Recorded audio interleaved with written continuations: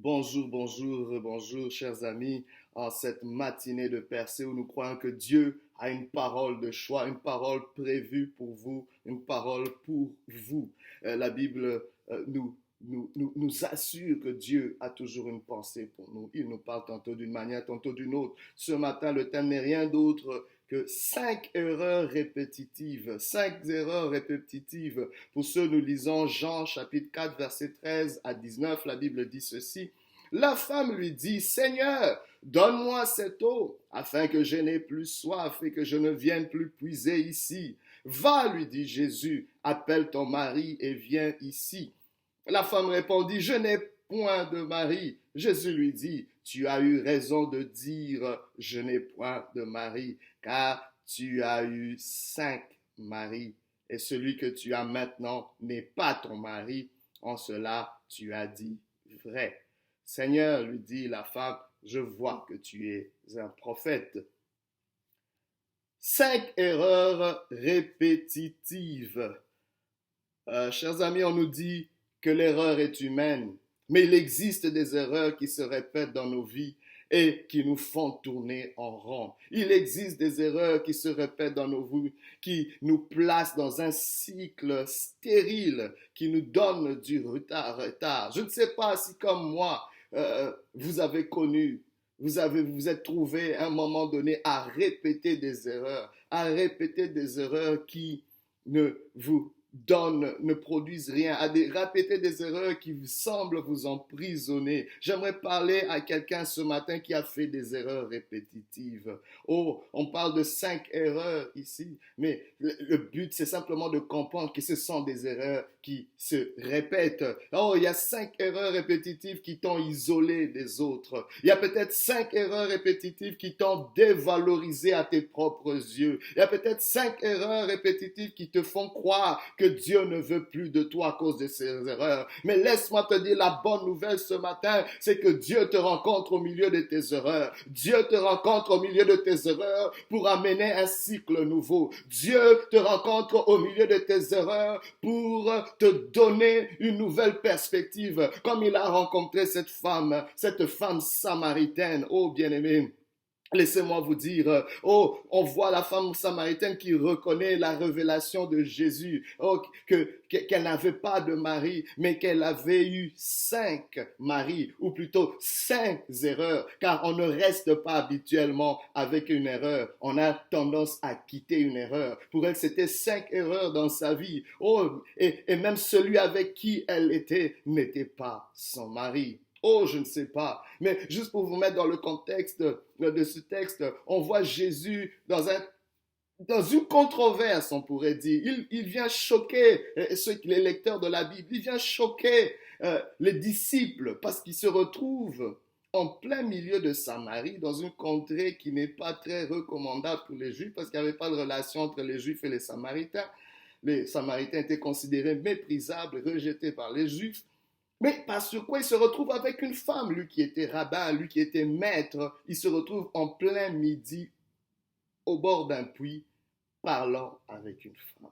Waouh! Jésus n'a pas peur de la controverse pour te rencontrer. Jésus n'a pas peur de se salir les mains, même d'entacher sa réputation ou de subir les ondits pour te rencontrer. Laisse-moi te dire qu'il va remuer ciel et terre pour te rencontrer. Aujourd'hui, Dieu veut te rencontrer au milieu de tes 5 erreurs. Quelles sont ces erreurs qui t'ont caché? Quelles sont ces erreurs qui t'ont dénaturé? Quelles sont tes erreurs qui t'ont isolé? Quelles sont ces erreurs qui t'ont accusé? Quelles sont ces erreurs qui t'accablent? Oh bien-aimé, il y en a peut-être beaucoup qui cachent bien leurs erreurs. Oh, si on projetait tes erreurs dans un écran, tu ne pourrais même pas dire encore un mot. Oh, mais on n'a même pas besoin de projeter tes erreurs. Tu te projettes toi-même ces erreurs. Et quand tu te projettes ces erreurs, ça établit une limite dans ta vie que tu ne peux pas franchir. Déjà dans ton subconscient, tu te dis, je ne peux pas aller au-delà de ça. Et les gens ne savent pas, il y a des limites invisibles que tu t'es déjà mises à cause de ces 5 erreurs. À cause de ces erreurs qui se répètent dans ta vie. On voit Jésus donc qui initie une conversation avec cette femme. Alléluia. Déjà, le fait d'initier cette conversation avec cette femme, Jésus était en train de la valoriser. My God, Jésus savait de quel background elle était. Jésus connaissait sa condition. Comme il connaît ta condition et ma condition. Mais Dieu se plaît à te parler, se plaît à initier une conversation avec toi. Il y a un dialogue qui doit être fait. My God, il y a un dialogue qui doit être fait sur ces erreurs répétitives. Tu ne peux pas continuer dans cet état. Il faut affronter cette situation. Il faut avoir un dialogue intérieur avec toi-même, un dialogue avec Dieu. Alors Jésus initie une conversation et valorise cette femme en lui demandant de l'eau. Waouh, Jésus était fatigué, il venait d'un voyage. Il prend une pause au bord d'un puits en plein midi. Cela était très significatif. Il a rencontré cette femme, certes au milieu de ses erreurs, du bagage de ses erreurs, et en train de commettre une erreur aussi, parce qu'elle était avec un homme qui n'était pas le sien. Mais Jésus la rencontre au plein milieu de la journée, à midi. Amen. Je ne sais pas, c'est peut-être le milieu de ta vie, le milieu de ton année, le milieu, je ne sais pas, mais tu es arrivé à une moitié, à une croisée de chemin et Dieu veut te rencontrer. Le puits représente, oh bien-aimé, l'alliance. Jésus, oh my God, plusieurs patriarches ont rencontré leurs épouses au bord d'un puits. Jacob a rencontré Rachel au bord d'un puits. Oh, on a rencontré Rebecca, la femme d'Isaac, au bord d'un puits. C'est au bord d'un puits que se font des grandes transactions. C'est au bord d'un puits qu'il y a des grandes rencontres. Dans ces contrées très arides, c'était au bord du puits qu'il y avait des grandes rencontres. Mais curieusement, Jésus se trouve au bord du puits en plein midi. C'est qui était un moment où généralement on ne trouvait pas grand monde parce que généralement les femmes qui avaient l'habitude de puiser de l'eau venaient très tôt le matin. Mais Jésus, à sa grande surprise, oh dirais-je, peut-être pas à sa grande surprise, il avait rendez-vous avec quelqu'un qui venait dans un moment inhabituel. Je ne sais pas, il y a des erreurs qui vont te pousser à être isolé, à te cacher. Cette femme se cachait, cette femme ne pouvait pas socialiser avec les autres femmes. À cause de ses erreurs, à cause du cliché, à cause du stigma, à cause de sa réputation. Il y a peut-être beaucoup de femmes ne voulaient pas s'associer à elle. Elle venait plutôt un peu à des heures beaucoup plus tardives, à des heures où elle savait qu'elle allait être seule. Je ne sais pas ce qui t'a rendu seule. C'est peut-être ces erreurs qui se répètent dans ta vie, qui te disent que tu ne peux pas être avec les autres, ou les gens se disent que, oh, on ne peut pas être avec toi, comme s'ils étaient mieux que toi. Oh, bien-aimé, qu'est-ce que je comprends aussi, c'est que Jésus initie cette conversation, mais il va au-delà des politiques et des polémiques. Cette femme, il demande à cette femme, donne-moi à boire. Et cette femme, il dit, mais tu es un juif, tu me demandes à boire. Il n'y a pas de relation entre nous. Mais Jésus va au-delà de cela, il se dit, écoute, si tu savais qui te demandait à boire, c'est toi-même qui tu me demanderais à boire. Waouh! Elle dit, mais est-ce que tu es plus grand que notre père Jacob pour me donner? Tu n'as rien même pour puiser. Et Jésus lui dit que si tu bois de cette eau, tu auras encore soif. Mais l'eau que moi je te donnerai, alléluia. Oh, va, alléluia, te remplir, te combler. Tu n'auras plus soif. Et même, cette eau deviendra une source de vie jusqu'à la vie éternelle. My God, c'est là que ça captive l'intérêt de la femme. Se dit, waouh, waouh, waouh, waouh, waouh, il y a quelque chose. Mais j'aimerais que vous puissiez comprendre que la conversation commence, mais la femme ne sait pas trop à qui elle a affaire. Oh, parce que c'était une femme avec une certaine réputation. Elle voit un homme. Pour elle, un homme voulait dire certaines choses parce qu'elle en avait déjà 5 maris. Elle vivait avec un homme qui n'était pas le sien.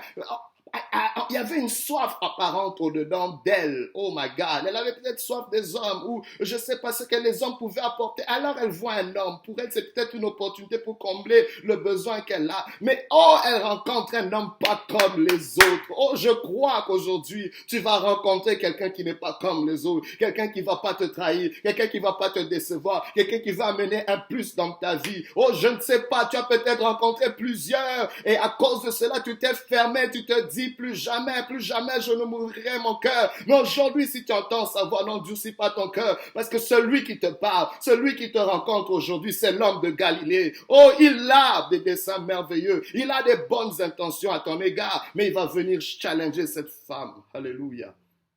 Il vient toucher au vif du sujet. Alléluia. Il lui pose une question. Parce que cette femme est intéressée. Elle dit, alors donne-moi de cette eau. Jésus dit oui. J'aimerais bien te donner cette eau, c'est ça mon intention, mais je veux te tester. Oh Jésus vient exposer la vulnérabilité de cette femme. Il vient tester sa sincérité en lui disant, amène donc ton mari. Et puis on va continuer la discussion. Jésus vient exposer, oh my God, les décombres qu'il y a au-dedans d'elle, les erreurs qu'il y a au-dedans d'elle qui empêchent de recevoir. Ces erreurs qui ont fait qu'elle ne pense plus que Dieu pouvait s'intéresser à elle. Ces erreurs qui l'ont isolée. Ces erreurs qui l'ont dévalorisée. Quelles sont ces 5 erreurs qui t'ont dénudé? Quelles sont ces 5 erreurs qui t'empêchent de recevoir cette vie, qui empêchent de recevoir ta destinée? Alléluia. Oh, pour ça, on doit comprendre vraiment le portrait de cette femme samaritaine. Elle venait d'un background miné par le rejet, le mépris. Déjà, le fait d'être samaritain était considéré, était très péjoratif. C'est une femme qui ne socialise pas, c'est une femme qui méprise sa propre vie. Parce qu'on pouvait dire, elle dit non, regardez ce qu'elle dit. Elle dit, donne-moi de cette eau, comme ça je ne viendrai même plus puiser ici. Elle méprisait le fait qu'elle devait venir puiser de l'eau en plein midi. Elle méprisait le fait qu'elle puisse toujours aller recourir aux hommes pour étancher sa soif. Elle méprisait le fait, elle méprisait ses erreurs. Ses erreurs l'ont appris à se mépriser elle-même. Oh my God, je ne sais pas ce qui te pousse à te mépriser, mais tel était le background de cette femme. Sa valeur était réduite à se contenter du mari d'une autre. Oui, c'est une réduction de valeur. Je ne suis pas en train de juger qui que ce soit, mais je mets seulement ce portrait parce que quelque part, toi et moi, nous sommes comme la femme samaritaine. On n'est pas en train de pointer le doigt à cette femme, mais on est en train de pointer le doigt à nos propres erreurs en disant qu'il y a des erreurs répétitives dans nos vies qui nous réduisent à nous contenter des miettes, à nous contenter de ce qui n'est pas à nous. Dieu a mieux pour toi, mais tu t'es contenté pour quelque chose qui est moins que ce que tu es, parce que tu ne sais plus qui tu es en réalité. Alléluia. Tu penses que Dieu ne veut plus de toi. Ces erreurs pour cette femme étaient dans le domaine relationnel. Et peut-être c'était qu'elle avait fait confiance aux mauvaises personnes, peut-être des mauvais choix de conjoint, ou elle était peut-être une mauvaise personne. Pourquoi? Parce qu'on peut se dire, mais pourquoi tant d'erreurs? Peut-être c'est toi la cause de ces erreurs. Mais la femme pouvait juste dire peut-être un mot, c'est compliqué. Comme la plupart d'entre nous disons, c'est quoi ton statut? Quel est ton état? Quelle est ta condition? Tu vas juste dire, c'est compliqué. Quand quelqu'un vous dit c'est compliqué, ça veut dire qu'il a une équation à plusieurs inconnus. En mathématiques, une équation à plusieurs inconnus, c'est quelque chose de compliqué.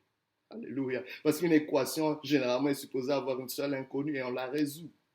Mais à plusieurs inconnus, oh my God, il y a quelque chose qui doit brasser. Mais Dieu, alléluia, se spécialise dans les cas compliqués. Oh my God, je prie que tu puisses frapper à la bonne porte aujourd'hui. Il vient vers toi, alléluia. Il n'attend même pas que tu viennes vers lui. Ce matin, il vient vers toi. Il vient au milieu de tes 5 erreurs répétitives. Pour elle, c'était des relations. Pour toi, c'est peut-être dans tes finances. À chaque fois qu'il y a l'argent, c'est toujours les mêmes erreurs. Pour toi, c'est peut-être dans tes décisions. C'est peut-être dans tes études. C'est peut-être dans l'éducation de tes enfants. C'est peut-être dans tes projets, dans ton ministère, dans ta vie spirituelle, dans ton caractère. Quelles sont ces 5 erreurs répétitives dans ta vie qui te font tourner en rond? Tu sais de quoi je suis en train de parler aujourd'hui. Le Seigneur te parle et t'interpelle ce matin. Mais laisse-moi te dire, Jésus te rencontre au milieu de ta dernière erreur et au milieu du bagage de tes erreurs du passé. Jésus la rencontre. Jésus n'attend pas qu'elle soit clean. Jésus n'attend pas qu'elle ait nettoyé ses erreurs. Jésus vient là où elle est déjà dans une condition compliquée, avec un bagage compliqué. Mais Jésus la rencontre là. Oh, Jésus n'attend pas que les choses soient claires. My God. Jésus n'a pas honte de te rencontrer quand c'est compliqué pour toi. Jésus n'a pas honte de te rencontrer quand c'est bizarre pour toi. Jésus n'a pas honte de te rencontrer quand les hommes ne veulent même plus sentir ton nom. Oh my God. Dieu vient de toi. Ils t'ont peut-être rejeté, mais lui t'accueille. Mais il ne va pas te laisser tel que tu es. Jésus veut briser un cycle d'erreur. Jésus veut introduire un nouveau cycle dans sa vie. Alors, pourquoi était-elle dans ces 5 erreurs? Quand on parle de ces 5 erreurs, c'est vraiment une façon de les identifier quant à leur cause, à leurs origines. J'aimerais citer 5 choses, 5 erreurs ou 5 origines des erreurs répétitives. Premièrement, c'est les besoins non satisfaits. Quand il y a des besoins non satisfaits dans nos vies, bien aimé, ça peut nous amener à des erreurs répétitives. Cette femme avait apparemment un besoin, c'est pour ça qu'elle allait de mari en mari. Elle avait peut-être soif des hommes, soif de ce que les hommes pouvaient apporter. Mais bien aimé, quand tu as un besoin non satisfait, que tu veux combler de la mauvaise façon, au mauvais moment, de la mauvaise manière, bien aimé, ça va t'amener à des erreurs répétitives.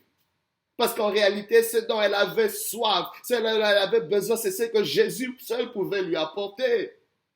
Et quand elle a compris que Jésus pouvait lui donner de l'eau, alléluia, qui allait étancher sa soif pour qu'elle n'ait plus soif, pour qu'elle n'ait plus ce besoin de dépendre des hommes, ce besoin d'aller frapper au mauvais endroit, ce besoin qui la réduit toujours.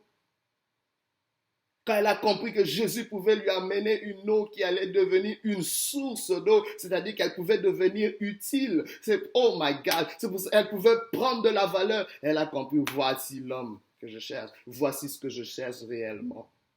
Je ne sais pas quels sont ces besoins non satisfaits que tu essaies de rencontrer de la mauvaise manière, en pensant que c'est ceci qui va combler cela. Ce sont des mascarades. On doit aller au vif du sujet. Deuxièmement, ce sont les problèmes non résolus. Vous savez, parfois, il y a un géant éléphant dans notre salon qu'on veut ignorer.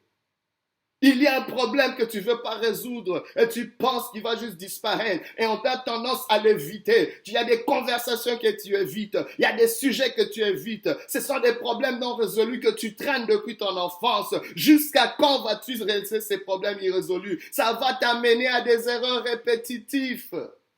La troisième chose, c'est ça, le fait de dire les choses vont changer d'elles-mêmes. Non, les choses ne changent pas d'elles-mêmes. Cette pensée va t'amener à des erreurs répétitives. Tu vas dire, les choses vont changer en elles-mêmes. Continuons seulement. Non, non, non, non, non. Ça t'amènera à des erreurs répétitives en pensant que les choses vont changer d'elles-mêmes. Les choses ne changent pas d'elles-mêmes. Ça prend quelque chose.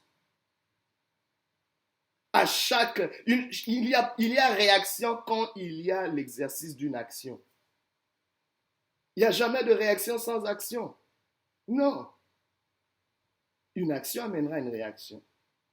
Il faut qu'il y ait quelque chose. Quatrièmement, c'est le fait de dire c'est la faute des autres, le fait de blâmer, le jeu du blâme. Cet homme pouvait dire, ah non, ce sont tous ces hommes qui sont des mauvais. C'est jamais ta faute, c'est toujours la faute des autres. Tu vas aller dans des erreurs répétitives quand tu penses que c'est toujours la faute des autres. Cinquièmement, c'est le fait de dire ce sera différent cette fois, sans changer quoi que ce soit. Oui, elle pouvait aller d'un homme à l'autre et dire au moins celui-ci sera meilleur, celui-ci sera différent, mais tu ne fais rien de différent. La seule chose que si tu prends un autre homme en pensant que c'est juste une forme différente, mais le fond reste le même. Parce qu'en réalité, j'aimerais vous dire que les 5 erreurs répétitives que nous faisons sont attirées par une version brisée et vidée de notre personne.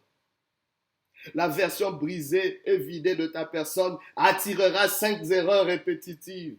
Et c'est ce qui se passait dans la vie de cette femme. Mais aujourd'hui, comment s'en sortir? Cette femme samaritaine a fait quelque chose. Oh, il y a un premier élément que je détecte ici. C'est qu'il y avait une force dans cette femme. Alléluia. La force de survivre à ses erreurs. Elle était dans 5 erreurs, mais elle avait quand même survécu. Sa condition n'était pas meilleure, mais elle avait une force de survivre, une force d'être encore là jusqu'au jour où elle a rencontré Jésus. J'aimerais que tu puisses recevoir cette force, que tu puisses acquérir cette force de survivre. Deuxièmement, elle avait la sagesse de demander à Jésus, de lui donner de cette eau. Et elle avait aussi la sagesse d'avouer, de dire la vérité à Jésus. Elle pouvait cacher à Jésus en disant je suis mariée.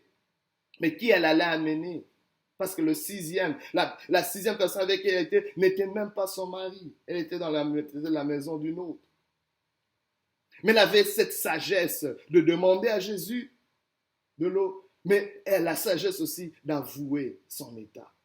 Troisième chose, je vois une intelligence dans cette femme, une intelligence qu'on peut activer, l'intelligence de voir et de comprendre qui était Jésus. Elle a compris que Jésus était un prophète, mais plus tard elle a compris qu'il était le Messie. Oh, Jésus s'est révélé en elle. Cette femme a eu la présence d'esprit de comprendre la révélation. Oh, que Jésus est le Messie, my God. Mais quatrièmement, elle a eu la rapidité d'embrasser sa mission. My God, c'est là que le cycle se brise. La mission de cette femme, c'était d'annoncer Jésus à ses compatriotes. Cette femme avait un appel d'évangéliste. Oh my God, elle a laissé sa cruce quand elle a compris que c'était le Messie. Elle est allée vite dans son ville en dire à ses compatriotes, hey, il y a quelqu'un qui m'a dit tout ce que j'ai fait. N'est-ce pas le Messie? Et cinquièmement, je vois sa capacité de convaincre tout un village d'aller voir Jésus par son témoignage. La Bible dit, oh, dans la fin de ce texte, que tout ce village, plusieurs Samaritains ont cru en Jésus à cause de son témoignage. Oh, en conclusion, ce matin, si tu entends sa voix, n'endurcis pas ton cœur. Commence un nouveau cycle aujourd'hui en acceptant un amour, une vie que tu ne penses pas mériter à cause de tes erreurs. Oh, j'aimerais te dire, Jésus te visite au milieu de tes erreurs. Ouvre-toi à lui et saisis cette nouvelle vie qu'il te donne. Que Dieu te bénisse et qu'il te fasse du bien. Alléluia. Alléluia.